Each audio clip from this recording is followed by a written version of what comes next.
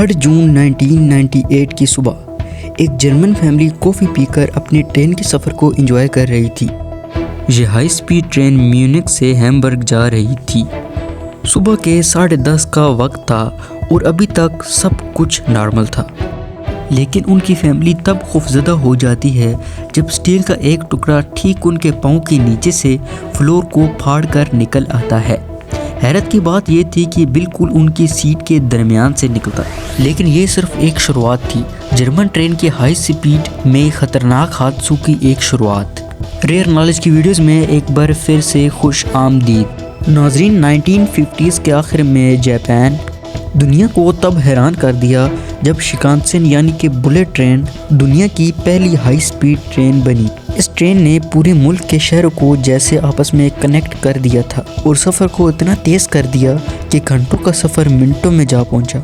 Japan को देखते ही France ने और इटली ने भी अपनी हाई स्पीड ट्रेन का एक स्ट्रक्चर बना दिया और फिर जर्मनी भी पीछे नहीं रहा और फिर जर्मनी ने भी खुद का एक हाई स्पीड ट्रेन का प्रोजेक्ट शुरू किया जिसका नाम रखा ICE यानी कि इंटरसिटी एक्सप्रेस। 1990s के दौर में जब ट्रेन मंजर आम पर आईं तो लोगों को लगा कि बस यही ट्रेन का फ्यूचर है।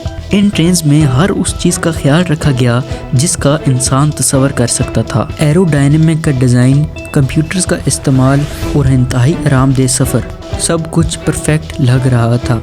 लेकिन हर परफेक्ट सिस्टम के अंदर एक छुपी हुई कमज़ोरी ज़रूर होती है और आइस ट्रेन्स की कमज़ोरी थी उनके व्हील्स। आइस जनरेशन 1 के व्हील्स शुरुआत में मोनोब्लॉक डिज़ाइन के बने हुए थे, यानी कि पूरा व्हील एक 1 पीस स्टील से बना हुआ था जो कि मजबूत, सस्ता और रिलायबल होता था। पर इस मोनोब्लॉक व्हील में एक मसला नोटिस किया गया। कुछ सालों बाद पैसेंजर शिकायत करने लगे कि जब ट्रेन हाई स्पीड पर चलती है तो उसमें एक अजीब सी वाइब्रेशन होती है। ट्रेन में जब फूड सर्व किया जाता है तो वहाँ पर पानी, चाय और चमचे कांटे वहाँ पर वाइब्रेशन करते हैं। ये वाइब्रेशन और आवाज़ें सफ़र को काफ़ी अनप्लेजेंट बना रही थी और जब इंजीनियर्स ने चेक किया तो मसला आखिरकार व्हील्स के अंदर ही था।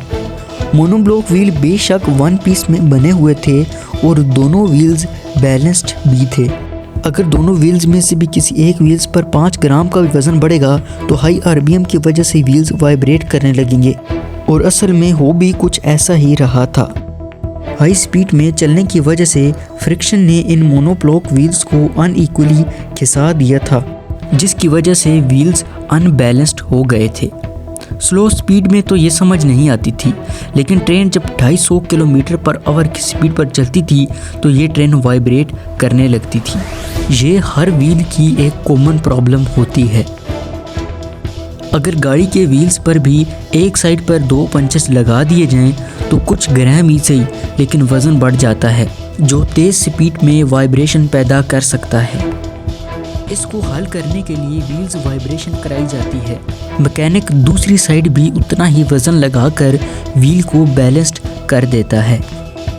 ट्रेन के लातदाद पहियों को बैलेंस्ड करना एक बहुत ही मुश्किल काम हो सकता है, ख़ासकर अगर वो एक ही पीस में बना हो। और व्हील्स को चेंज करना भी ना सिर्फ मुश्किल बल्कि बड़ा महंगा पड़ जाता है। लिहाजा जर्मन्स ने इस प्रॉब्लम को सॉल्व करने के लिए एक नया सलूशन निकाला और वो था रेजिलिएंट व्हील्स। रेजिलिएंट व्हील्स की ख़ास बात ये थी कि ये 1 पीस में नहीं थे। अंदर की रिंग अलग और बाहर की अलग पीस में बनी थी और इन दोनों व्हील्स के अंदर लगाई गई थी रबर की एक रिंग जो वाइब्रेशन को अपने अंदर रिजॉल्व करेगी। ये काम इसलिए किया गया था कि अगर कभी आउटर पार्ट घिसेगा तो उसी पार्ट को दोबारा से चेंज कर दिया जाएगा, ना कि पूरे व्हील को। उस वक्त ये वर्क जर्मनी के ट्रेन्स में भी इस्तेमाल किया जा रहा था, लेकिन मसला ये था कि ट्रेन सिर्फ 30 किलोमीटर पर आवर की स्पीड पर चलती है, लेकिन ट्रेन्स को 260 किलोमीटर पर आवर की स्पीड पर चलना था। ये एक बहुत बड़ा मसला था जिसकी बारीकी के बारे में आपको आगे चलकर पता चलेगा, लेकिन उस वक्त किसी ने भी इस पर ध्यान नहीं दिया।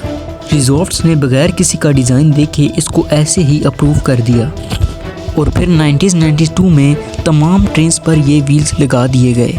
कुछ सालों तक सब कुछ ठीक चलता रहा, लेकिन 1997 के दौर में जर्मनी की एक कंपनी उस्ट्रा ने एक नई चीज़ नोटिस की उन्होंने अपनी ट्रेन्स के व्हील्स में कुछ क्रैक नोटिस किए और उन्होंने अपनी ट्रेन्स के व्हील्स को बदल दिया और एहतियातन ये बात डीबी कंपनी को भी बता दी, जो जर्मनी की इंटरनेशनल रेलवे कंपनी थी।